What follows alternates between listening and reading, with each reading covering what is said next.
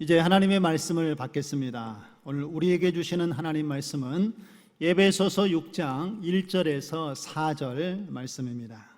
신약 성경 316쪽에 있습니다. 에베소서 6장 1절에서 4절 말씀을 함께 교독하도록 하겠습니다. 자녀들아, 주 안에서 너희 부모에게 순종하라. 이것이 옳으니라.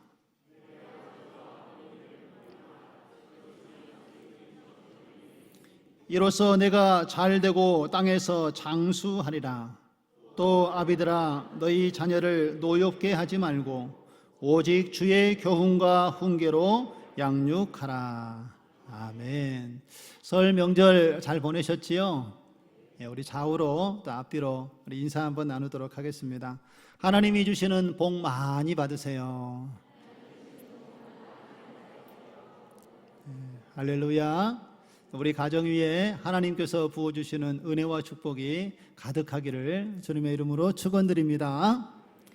여러분, 가정은요, 사회 국가의 가장 기본적인 단위이고, 또 이 가정에서 자녀들이 양육을 받고 성장해서 국가와 또 사회로 나아가기 때문에 어느 시대나 어느 장소를 막론하고 이 가정의 중요성은 아무리 강조해도 지나치지 않는 지난 역사를 우리가 살펴볼 수가 있습니다. 특히 오늘날 이 시대에는요, 이 가정이 파괴되어지는 현상이 매우 심화되어지고 있기 때문에 우리가 사는 이 사회에서는 그 어느 때보다도 이 가정의 중요성을 강조하여 이야기하고 있는 것을 볼 수가 있습니다. 그런데 우리 성경에 보면 하나님께서는 이 땅에 두 기관을 세우셨는데 그 하나는 바로 그것이 교회이고 또 하나는 가정이라는 것입니다. 그런데 하나님께서 이 교회보다 가정을 먼저 세우셨다라는 것을 우리가 말씀을 통하여 알 수가 있습니다. 그리고 하나님께서는 이 가정을 통하여서 또 하나님이 주시는 기쁨과 또 그 행복을 누리며 살아가도록 이 땅을 가정 위에 디자인해 주셨다라는 것을 기억하시기 바랍니다. 그래서 우리가 속해 있는 가정 안에 우리가 하나님을 바라보며 주님을 섬길 때에 하나님께서 그 은혜와 사랑을 풍성히 누리며 기쁨과 행복을 가지고 살아갈 수 있도록 하나님께서 우리의 삶을 인도해 주신다는 것입니다. 오늘 하나님께서는 우리 가정을 통하여서 주시는 그 은혜와 그 축복을 우리가 누리기 위해서 우리의 가정의 구성원들이 부부로서 또 자녀로서 또 부모로서 어떻게 살아야 이 하나님의 약속의 축복을 누리며 살아가는가에 대한 말씀을 오늘 본문 중심으로 함께 나누는 시간을 갖고자 합니다. 먼저 하나님께서 우리 가정을 통해서 주시는 이 하나님의 축복을 누리기 위해서는 하나님이 우리 부부를 돕는 배풀로 지으셨다라는 것을 우리가 기억해야 된다는 것입니다. 하나님께서 이 온 세상 천지 만물을 창조하시고 또한 우리 사람들을 하나님께서 직접 조성하시고 지으신 하나님 되심을 여러분 믿으십니까? 예, 그렇습니다. 하나님께서는 말씀으로 세상을 창조하셨습니다. 우리가 창세기의 말씀에 보면은 하나님께서 빛이 있으라 하며 빛이 있었고 어둠과 구별이 되어져서 낮과 밤이 구별이 되어져서 이 땅이 만들어지기 시작을 했습니다. 그리고 하나님께서 하늘의 궁창을 만드시고 바다와 땅을 만드시고 땅 위에 식물을 놓으시고 하늘에 해와 달과 별을 놓으시고 또한 이 땅에 바다에 물고기들을 만드시고 또한 사람들이 살아갈 수 있도록 또 우리를 만드시고 동물들을 만드셔서 하나님께서 엿새 동안 창조를 마치셨습니다. 그런데 여러분, 창세기에 보면 하나님께서 하루하루를 마치실 때마다 하셨던 말씀이 있는데 그 말씀이 혹시 여러분 기억나십니까? 예, 보시기에 좋았더라라고 하나님께서 말씀을 하셨습니다. 이 보시기에 좋았다라는 이 말씀 속에는 하나님께서 의도하신 대로 이 땅이 창조되었다라고 하나님께서 말씀하시는 선포이고요. 그리고 하나님의 마음에 이 땅에 창조되어진 것이 흡족했다라는 의미로 하나님께서 보시기에 좋았더라라고 말씀을 하고 계십니다. 하나님께서 저와 여러분을 만드시고도 보시기에 좋았더라라고 말씀하심을 믿으시기를 바랍니다. 그런데 하나님께서 이렇게 보시기에 좋았다라고 말씀하셨는데 2장의 말씀에 가보면은 하나님께서 보시기에 좋지 않은 것이 하나 있었다라고 말씀을 하고 있습니다. 그것이 무엇인가 하면은요, 오늘 2장 18절 말씀을 한번 보실까요? 여호와 하나님이 이르시되 사람이 혼자 사는 것이 어떤다고요? 좋지 아니하니 내가 그를 위하여 돕는 배필을 지으리라 하시니라. 할렐루야. 하나님께서 이 세상 만물을 만드시고 아주 좋았다라고 말씀하셨는데 아담이 이제 홀로 있는 것을 보고 이것은 좋지 않다라고 하나님께서 여기셨다라는 것입니다. 그래서 그 아담을 위하여서 누구를 만들었다고요? 돕는 배필을 지으시고 또 그 돕는 배필과 연합하여 이제 한 가정을 이루도록 하나님께서 가정을 이루어 만들어 주셨음을 우리에게 말씀을 하고 있습니다. 여러분, 여기서 돕는 배필이라는 말의 의미는 가장 적합한 동역자, 배우자를 하나님께서 지칭하여 말씀을 하고 있습니다. 그리고 돕는 배필을 지으리라 라고 말씀하셨는데 여기에는 하나님의 강한 의지가 담겨져 있는 것을 볼 수가 있습니다. 그래서 홀로 있었던 아담을 위하여서 하나님께서는 돕는 배필인 여자를 만드시고 그와 함께 연합하여 가정을 이루도록 하나님께서 인도해 주셨다는 것입니다. 그리고 여러분, 에베소서 우리가 오늘 읽었던 본문의 말씀 5장에 가서 보면은 22절과 23절에 이 아내와 남편이 부부가 되어서 이제 어떻게 서로 역할을 감당하고 살아야 하는지에 대해서 사도 바울을 통하여서 그 삶의 원리와 방법에 대해서 우리에게 말씀을 해주고 있습니다. 여러분, 혹시 아복남사 이런 말 들어보셨습니까? 아복남사. 아마 여러분 인터넷에 한번 검색을 해보시면은 아마 이 의미가 나오지 않습니다. 왜냐하면 제가 만든 말이거든요. 근데 혹시 여러분 이런 말 들어보셨습니까? 낄낄 빠빠. 혹시 무슨 뜻인지 아세요? 낄 때 끼고 빠질 때 빠져라.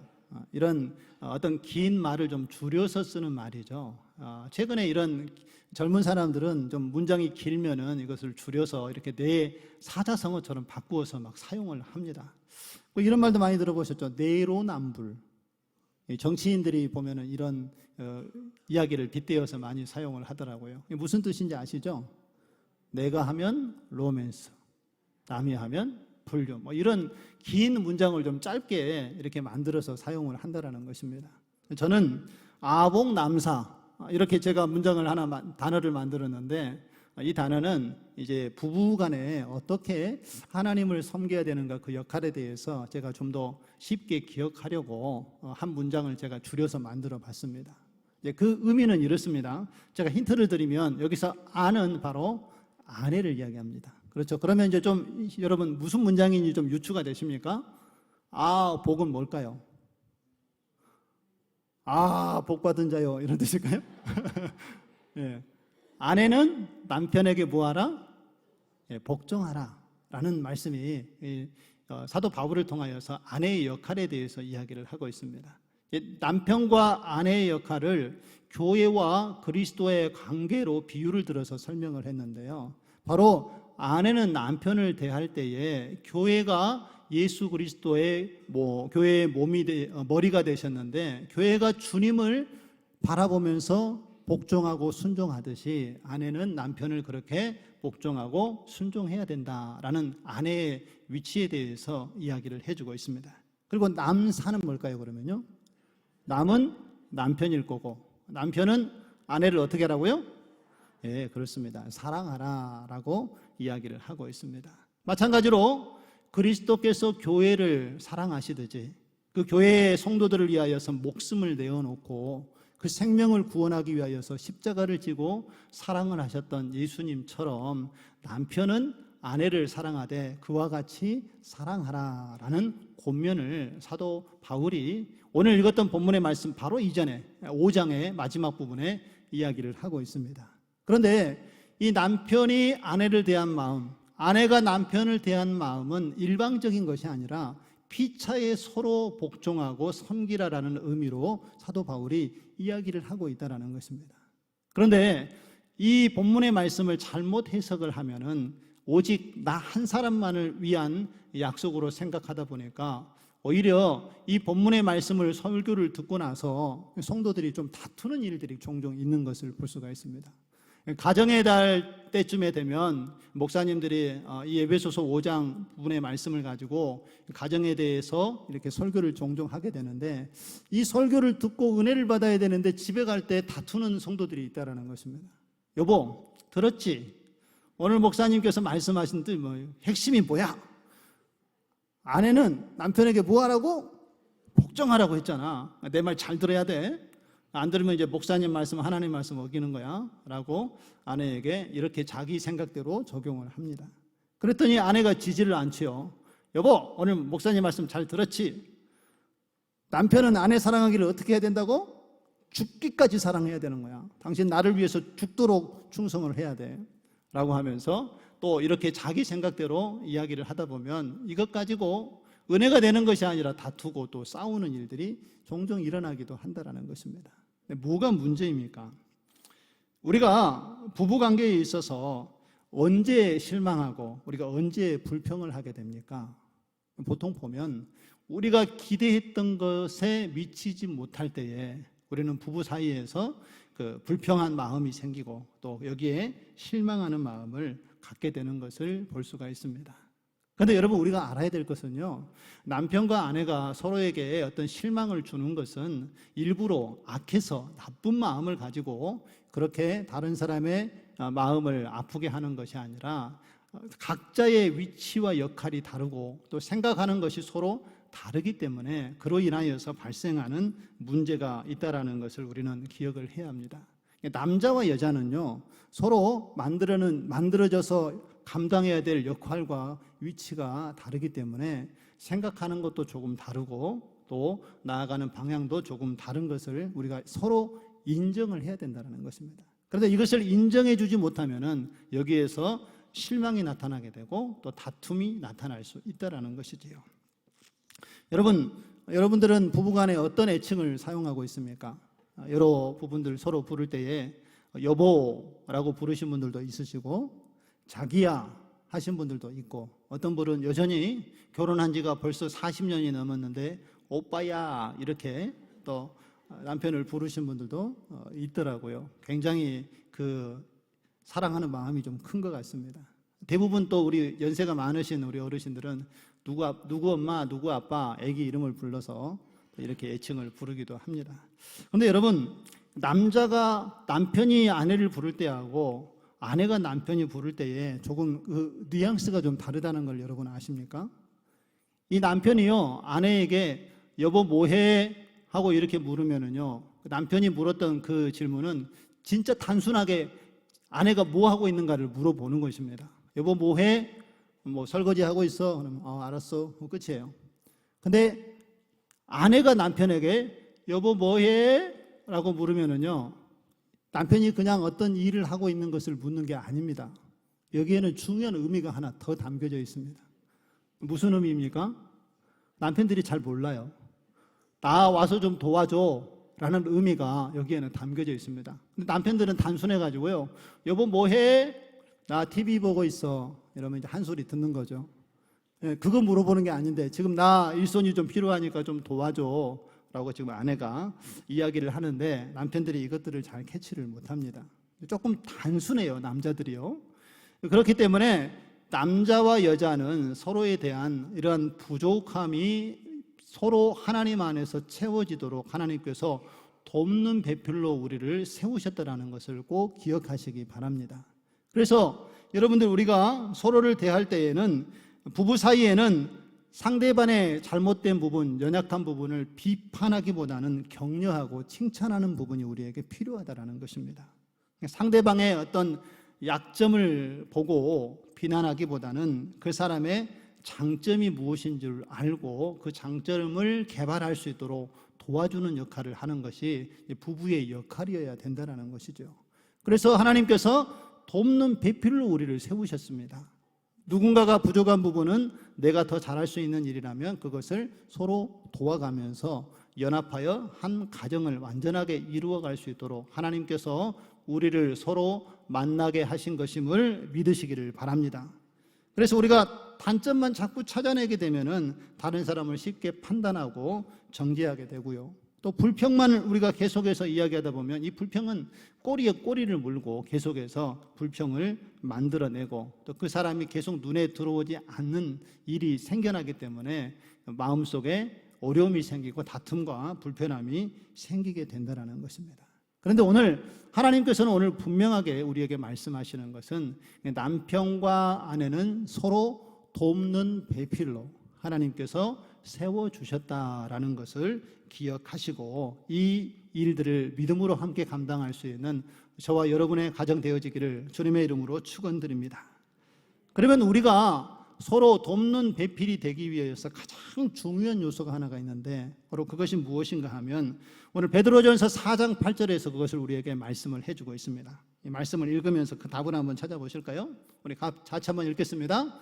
무엇보다도 뜨겁게 서로 사랑할지니 사랑은 허다한 죄를 덮느니라. 할렐루야.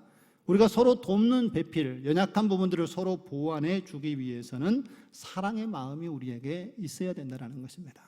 우리가 서로를 향하여서 사랑하는 마음을 갖게 되면 이 부족한 부분이 단점으로만 보여지는 것이 아니라 우리가 하나님 안에서 서로 섬겨야 될 부분으로 보여지게 되고 또 그것을 함께 보완하면서 하나됨을 이루어갈 수 있도록 나를 하나님께서 사용하신다는 것을 깨닫게 되는 줄로 믿습니다.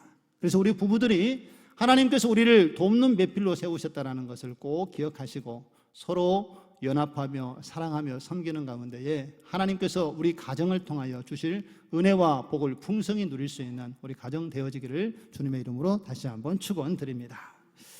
두 번째로 하나님께서 가정을 통해서 주시는 하나님의 축복은요, 우리 자녀는 주님 안에서 부모님께 순종할 때에 그 약속의 축복이 나타나게 됨을 믿으시기를 바랍니다. 오늘 1절과 3절의 말씀을 한번 보실까요? 자녀들아 주 안에서 너희 부모에게 순종하라. 이것이 옳으니라. 내 아버지와 어머니를 공경하라. 이것은 약속이 있는 첫 계명이니. 3절 같이 한번 읽겠습니다. 이로써 내가 잘되고 땅에서 장수하리라. 할렐루야.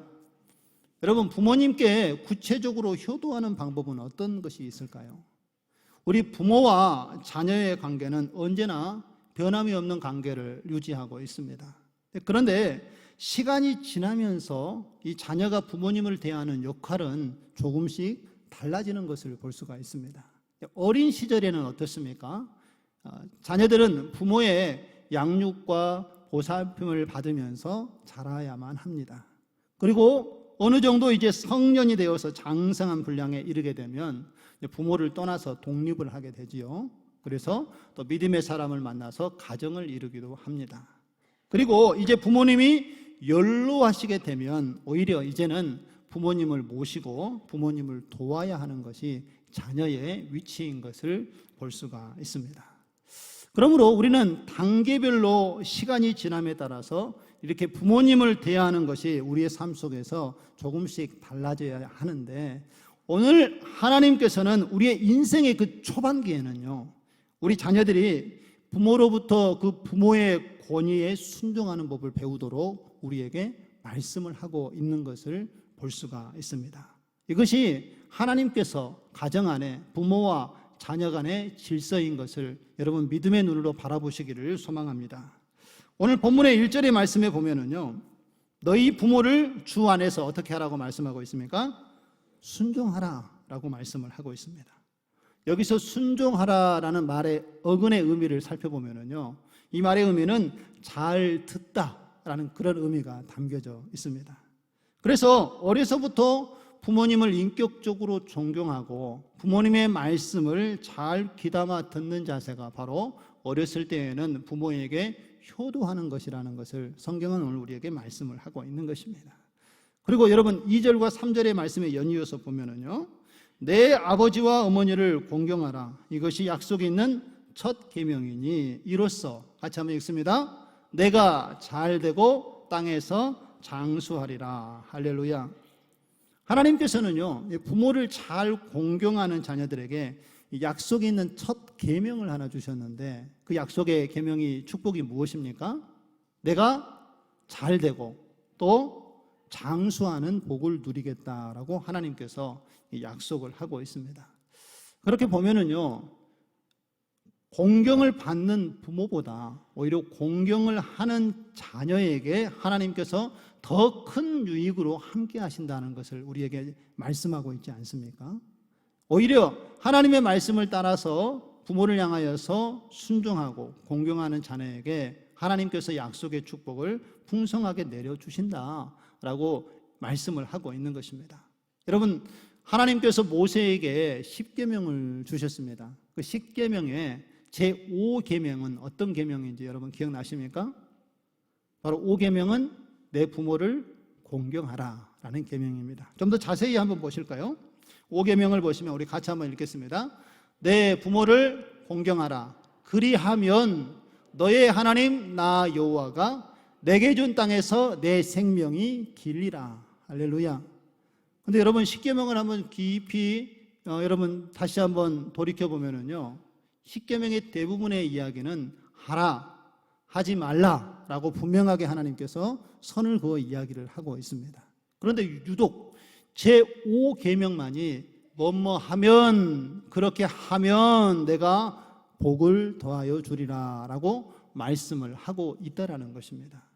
그래서 이 5계명의 부모를 공경하는 일이 우리의 삶 가운데 얼마나 중요한지를 하나님께서는 강조하여 이야기를 하고 있는 것을 볼 수가 있습니다. 그리하면 내가 준 땅에서 내 생명이 길리라 라고 하나님께서 이 약속의 축복을 주셨다라는 것입니다. 여러분, 이 생명이 길다라는 것은 단순히 오래 사는 것을 이야기하는 것이 아니라 하나님 안에서 그 생명의 풍성함을 누리게 하고 하나님께서 준비하신 언약의 축복을 누리며 살아갈 수 있는 복을 주시겠다라는 약속이 여기에는 담겨져 있는 것입니다. 실제로 하나님께서 언약하신 이 약속은 과거에서부터 지금까지도 계속해서 이루어지고 있고, 현재도 그 언약은 이루어지고 있고, 앞으로도 하나님의 말씀에 순종하여서 부모를 공경하는 자녀들에게는 하나님께서 이 언약을 이루어 가시도록 축복의 말씀으로 주신 것을 믿으시기를 바랍니다. 여러분, 한 예를 들어서요, 룻기의 말씀에 보면 나옴이라는 여인이 등장을 합니다. 이 여인의 남편은 엘리멜렉인데 유대 사람 베들레헴 출신입니다. 그런데 이 베들레헴에 큰 흉년이 들어서 이 엘리멜렉이 가족을 이끌고 모압 지역으로 이동을 하게 됩니다. 그리고 모압에서 생활을 하는데 어찌된 일인지 엘리멜렉이 오래 살지 못하고 그 이방 땅에서 일찍 죽고 맙니다. 그리고 함께 따라갔던 두 아들도 그 지역에서 이방 여인, 이제 모압 여인들과 함께 결혼을 했는데 이 두 아들도 일찍 죽음을 맞이하게 됩니다. 그래서 나오미와 함께 했던 두 자부만이 과부로 이렇게 남게 되었는데, 이제 남편도 없는, 아들도 없는 그 땅에서 나오미가 이 모압 땅에서 생활하기가 너무 어렵기 때문에 이제는 다시 고향으로 돌아가야 하겠다라고 결심을 하게 됩니다.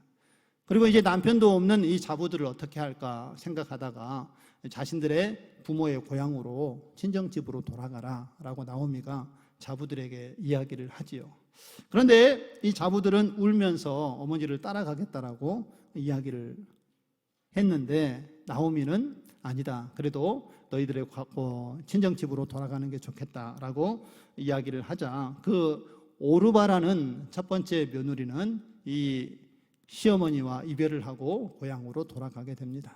그런데 룻이라는 이 며느리는 어머니에게 이야기할 때에 저는 어머니가 믿는 하나님을 믿겠습니다. 어머님이 가는 곳을 나도 따라가고 어머니를 섬기도록 하겠습니다. 그러면서 룻기 1장 16절 17절에 이렇게 자기 시어머니에게 이야기를 하는 것을 보게 됩니다. 16절에 보면 룻이 이르되 내게 어머니를 떠나며 어머니를 따르지 말고 돌아가라 강권하지 마옵소서.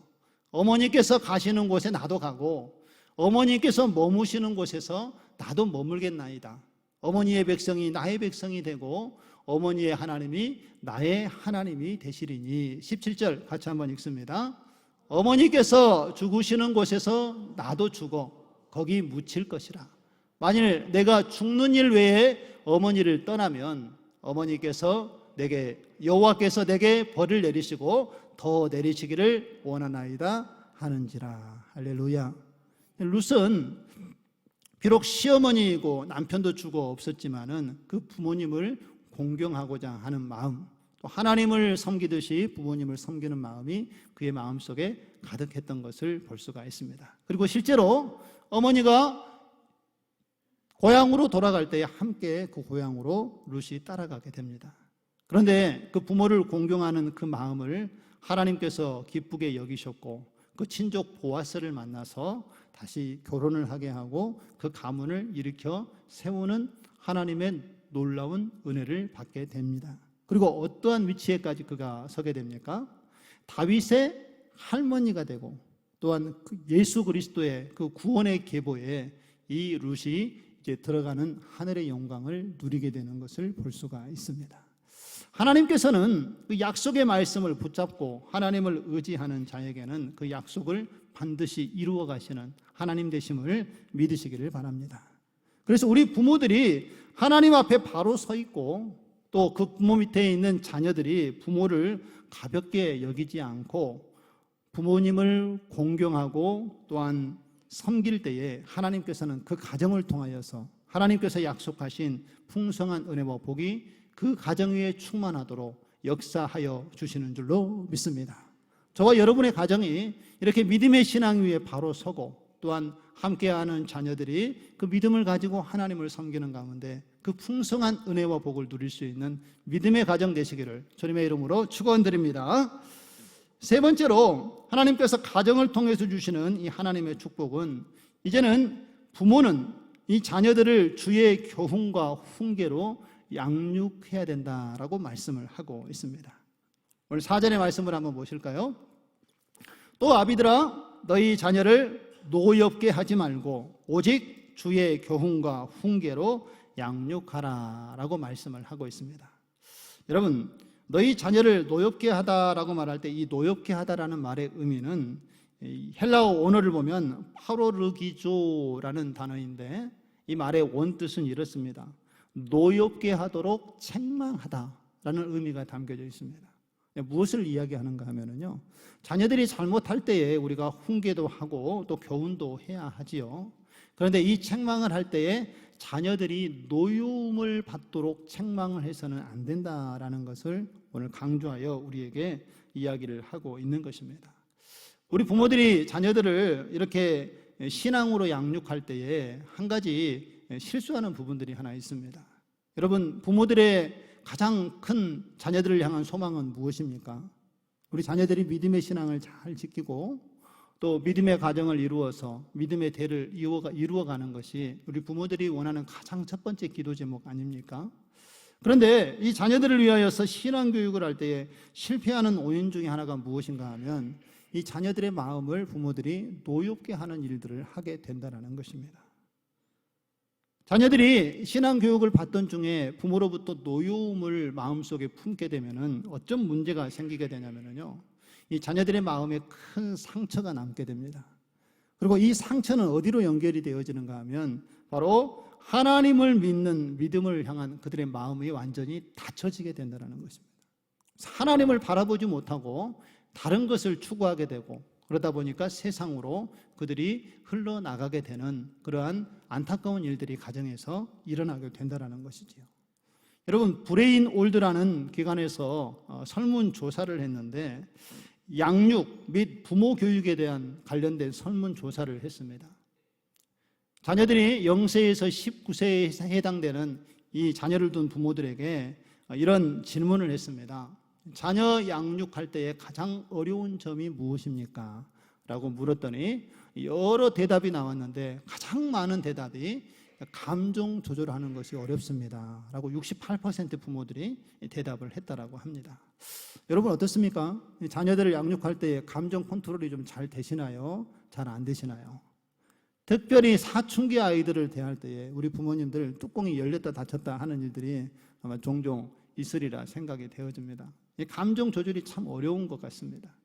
반대로요, 우리 청소년들, 자녀들을 향하여서 또 설문조사한 결과가 있는데 이 자녀들에게 이런 질문을 했습니다. 부모님에게 가장 바라는 엄마, 아빠의 상은 무엇입니까? 라고 우리 청소년들에게 물었더니요, 청소년들이 이렇게 대답을 했습니다. 엄마를 향해서는요, 감정 조절을 잘하는 엄마였으면 좋겠습니다. 이게 첫 번째 1위로 나온 대답이었고요. 아빠를 향하여서는 많이 놀아주고 대화해주는 아빠가 되었으면 좋겠습니다 라고 하는 것이 우리 청소년들이 부모들을 향하여서 갖는 부모의 상이라고 이 여론조사 결과에 응답이 나왔습니다. 여러분, 이 두 가지의 설문조사의 결과를 보면은 우리 부모들이 우리 자녀들을 신앙적으로 양육하는 데 있어서 가장 약한 부분이 어디인 것 같습니까? 바로 감정 조절을 잘 하지 못한다는 것으로 이야기되어지고 있는 것을 볼 수가 있습니다. 그렇다면 우리 자녀들을 양육할 때 왜 우리가 이런 감정 조절을 잘 하지 못하는가? 그 이유가 어디에 있을까요? 제가 미국에 있는 동안에 풀타임 사역을 하기 전에, 전임 사역을 하기 전에 파트 사역을 잠깐 했었는데요. 그때 좀 시간 여유가 있어서 아이들을 이렇게 지도하는 역할을 좀 했습니다. 테니스를 아이들에게 좀 가르치는 일을 좀 제가 했는데요. 미국 아이들은 이제 운동을 좀 많이 하기 때문에 그게 대학 갈 때 어떤 운동 스포츠로 필요해서 운동을 많이 해서 제가 이렇게 처음 테니스를 배우는 아이들, 테린이라고 그러죠. 처음 배우고 자세 잡고 공을 치는 법 가르치는 아이들을 지도하는데, 제가 뭐 국가대표 선수도 아니고 아주 잘하는 실력은 아니지만 초등학교, 중학교, 고등학교 학생, 그런 테니스를 처음 시작하는 아이들을 가르치는 일 정도는 좀 할 수 있겠더라고요. 그래서 모집을 해서 그 아이들을 좀 가르치는 일을 했는데 나름 잘 가르쳤던 것 같아요. 다른 사람이 또 소개해서 다른 사람을 가르쳤던 거 보니까 그래서 어느 정도 좀 가르친다는 소문이 좀 난 것 같습니다. 그래서 이렇게 테니스를 가르치고 레슨을 했는데 우리 아이들이 테니스를 좀 배우고 싶다고 얘기를 하고, 저도 아이들에게 좀 가르쳐서 나중에 같이 좀 여가 시간에 테니스도 같이 치고 그러면 좋겠다 싶어서 아이들을 이제 테니스를 가르치기를 시작을 했습니다. 퀴즈 하나 드리죠. 지금 아이들이 테니스를 칠까요, 안 칠까요? 예, 친다 1번, 안 친다 2번. 예. 하나, 둘, 셋 표시해 보실래요? 하나, 둘, 셋. 예, 어떤 분들은 이렇게 표시하라니까 애매하니까요, 이렇게 표시를 해요. 그래서 목사님이 답을 말아갈 때 착 털립니다. 예, 지금 아이들 테니스 안 치고 있습니다. 왜 그럴까요? 제가 아이들을 가르치다가 이 부모의 마음으로 아이들을 대하다 보니까 아이들에게 너무 성급한 마음을 가졌던 것 같습니다. 좀 더 잘했으면 좋겠고, 좀 더 빨리 배웠으면 좋겠고, 이 정도만 하면 잘할 수 있을 것 같은데 아이들이 열심히 내지 않는 것 같은 마음이 들어서 제가 아이들이 잘못하면 흥분을 하기도 하고 또 잘못한 것에 대해서 책망을 하기도 하고, 그러다 보니까 너무 지나치게 내 기대가 높아서 아이들의 마음에 상처를 주었던 것을 경험을 하게 됐습니다. 다른 아이들 지도할 때는 안 그러거든요. 아이들이 잘못하면 좀 기다려주고 그 다음에 더 가르쳐주고 이렇게 지도하면서 하면 아이들이 잘 따라오는데, 유독 자기 자녀들을 가르칠 때는 그게 잘 안 된다는 거예요. 감정 조절이 잘 안 되는 거죠. 갑자기 막 분노가 올라오고 조금만 더 잘하면 되는데 왜 그걸 못하냐고 그러면서 막 야단치니까 아이들이 슬그머니 테니스 라켓을 내려놓더라고요. 다음에 테니스 치러 가자고 그러니까 안 간대요. 그 다음부터 테니스를 계속 가르치지를 못했습니다. 아마 그런 경우라면 다른 선생님에게 아이들을 좀 맡겼으면 아이들이 지금은 테니스를 치고 있지 않을까 하는 생각을 해보게 됩니다. 중요한 것은 여러분 무엇입니까? 우리 부모들이 자기 기준이 너무 강하고요, 또 자기 기준에 의해서 아이들을 가르치고 양육하려다 보니까 이 자녀들의 마음을 노엽게 한다는 것입니다. 그로 인하여서 아이들이 한번 상처를 갖게 되면 그 일을 하려고 하지 않고, 또한 그 마음의 상처가 나타나면 또 하나님을 향한 마음도 닫혀지게 된다는 것입니다. 여러분, 우리 최근에 연구조사에 보면 자녀들이 교회를 떠나게 되는 한 이유 중에 하나가 자신의 부모 때문에 교회를 떠나는 자녀들이 많다고 합니다. 그 이유가 무엇인가 하면 부모님들의 신앙생활의 이중적인 모습 때문에 그렇다고 합니다. 교회에 가서는 천사이고 다른 사람들에게 상냥하고 따뜻하게 대해주는데 우리 엄마 아빠는 집에만 오면 달라진다는 것입니다. 갑자기 화를 내기도 하시고 내가 무슨 일을 잘 하지 못하면 거기에 대해서 매우 강하게 책망을 하시는 것을 보니까 하나님이 두 분이신가? 교회에 계신 하나님이 계시고 집에 계신 하나님은 또 다른 하나님인가 하는 이 가치관의 혼란이 아이들이 온다는 것입니다. 그리고 부모의 그 인격적인 신앙의 모습이 왔다 갔다 하니까 하나님을 믿는 것이 무엇인가에 대해서 아이들도 혼란을 겪게 되면서 엄마 아빠가 믿는 하나님이 이런 가치관의 혼란을 주는 하나님이라면 나는 하나님 안 믿겠다 하면서 교회를 떠나는 아이들이 있다는 거예요. 실제로 어렸을 때에는 부모님이 가자고 해서 부모님 따라서 신앙생활을 하다가 이성이 발달하고 이제 스스로 본인들이 인격적으로 예수님을 만나야 할 그때에는 자신들이 부모들이 보여준 잘못된 신앙의 모습 때문에 오히려 잘못된 선택을 하기도 한다는 것입니다. 그렇다면 여러분, 오늘날 우리가 자녀들을 양육할 때에는 어떻게 양육을 해야 되는가? 성경은 오늘 우리에게 분명하게 가르침을 주고 있습니다. 오늘 4절의 말씀을 한번 보실까요? 4절의 말씀을 다시 한번 읽겠습니다. 또 아비들아 너희 자녀를 노엽게 하지 말라. 오직 주의 교훈과 훈계로 양육하라. 할렐루야.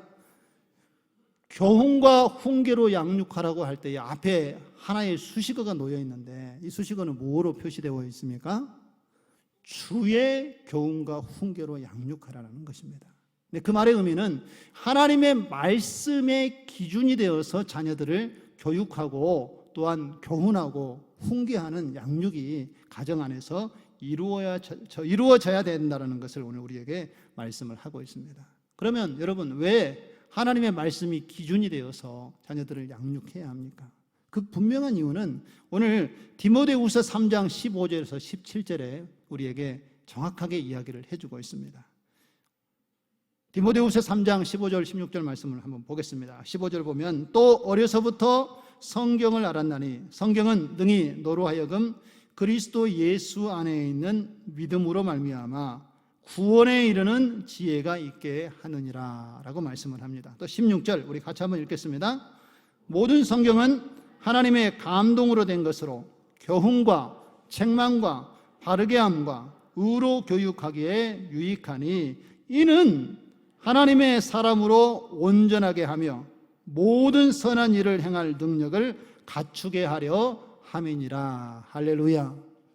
성경 말씀이 자녀들을 양육할 때에 그의 길을 이렇게 인도해 주신다라고 분명하게 말씀을 하고 있습니다. 사람들이 마땅히 지켜야 될 도덕적이고 윤리적인 교훈들이 무엇인지 성경에서 분명하게 우리에게 교훈을 주고 가르침을 주고 있다는 것입니다. 세상의 어떠한 처세술과 관련된 책들보다도 이 성경 말씀이 진리가 무엇이고 죄가 무엇이고 의로운 것이 무엇인가를 정확하고 분명하게 우리에게 말씀을 해주고 있다는 것이죠. 그래서 우리가 어디로 가야 할지, 어디를 향하여서 우리의 삶의 방향을 놓아야 할지에 대해서 성경이 우리에게 정확하게 제시하고 있기 때문에 어려서부터 자녀들이 말씀을 읽고 이 말씀을 가까이 하게 되면 하나님께서 지정하시고 원하시는 길로 그들이 흐트러짐 없이 하나님을 향하여 나아갈 수 있게 된다는 것을 말씀을 하고 있습니다. 그리고 16절의 말씀에 보면 성경은 하나님의 감동으로 된 것으로 교훈과 책망과 바르게 함과 의로 교육하게 유익하니 이는 하나님의 사람으로 온전하게 한다라고 말씀하고 있습니다. 여러분, 온전하게 한다라는 것은 바로 하나님의 형상을 닮아가는 것을 이야기하는 것입니다. 우리는 죄로 인하여서 하나님과의 관계가 깨어졌지만 예수 그리스도의 십자가의 죽으심과 부활을 통하여서 우리는 다시 그 죄로부터 벗어나서 하나님의 거룩함을 옷 입고 이제 하나님의 형상을 회복할 수 있는 은혜를 하나님께서 우리에게 주셨음을 믿으시기를 바랍니다. 이 말씀에 근거하여서 가르침을 받고 또 그 하나님께 말씀에 근거하여 기준을 두고 나아가면 하나님의 온전한 형상이 우리의 삶 가운데 회복되어진다는 것입니다. 그리고 모든 선한 일을 행할 능력을 하도록 하나님께서 어떻게 이 세상을 살아가야 하는지 가르쳐 주시고 우리에게 큰 능력을 부어주신다라고 말씀을 하고 있는 것입니다. 그리고 가장 중요한 것은 바로 15절의 말씀입니다. 또 어려서부터 성경을 알았나니 성경은 능히 너로 하여금 그리스도 예수 안에 있는 믿음으로 말미암아 구원에 이르는 지혜가 있게 하느니라. 할렐루야. 하나님의 말씀을 통하여서 구원받은 하나님의 자녀요 백성으로 살아갈 수 있는 길을 하나님께서 말씀을 통하여 우리에게 허락하여 주심을 믿으시기를 바랍니다. 그래서 우리는 자녀들을 양육할 때에 우리의 기준과 우리의 어떤 판단을 가지고 자녀들을 양육한 것이 아니라 이 하나님의 말씀의 기준이 되어서 하나님의 뜻대로 자녀들을 맡기고 기도하면서 양육해야 된다는 것입니다. 그럴 때 하나님께서 우리 자녀들을 진리의 말씀 안에서 든든하게 세우고 하나님의 길을 걸어가도록 그 길을 하나님께서 이끌어 주실 줄로 믿습니다. 성경 외에는 이와 같은 가르침을 줄 어떤 책도 없다라는 것을 오늘 하나님의 말씀이 우리에게 증거하고 있습니다. 여러분, 오늘 이제 말씀을 맺겠습니다. 우리 설 명절을 맞이해서 우리 가족들이 함께 모여서 이렇게 그동안에 만나지 못했던 시간 함께 만나시고 또 믿음의 교제를 나누시면서 연휴를 보내고 계신 줄로 믿습니다. 여러분, 가정 위에 하나님께서 베풀어 주시는 그 은혜와 축복이 여러분의 각자의 역할을 믿음으로 잘 감당하는 가운데 풍성히 누리는 하나님의 인도하심이 있기를 소망합니다. 부부간에 서로 돕는 배필이 되시고 또 자녀로서 하나님의 말씀 안에서 부모를 공경하고 순종하며 부모로서 자녀들을 위하여서 주의 교훈과 책망으로 양육하는 가운데에 하나님께서 기뻐하시는 그런 온전한 믿음의 가정을 세우시고 그 약속의 축복을 풍성히 누리며 살아갈 수 있는 저와 여러분 가정 되어지기를 주님의 이름으로 축원드립니다.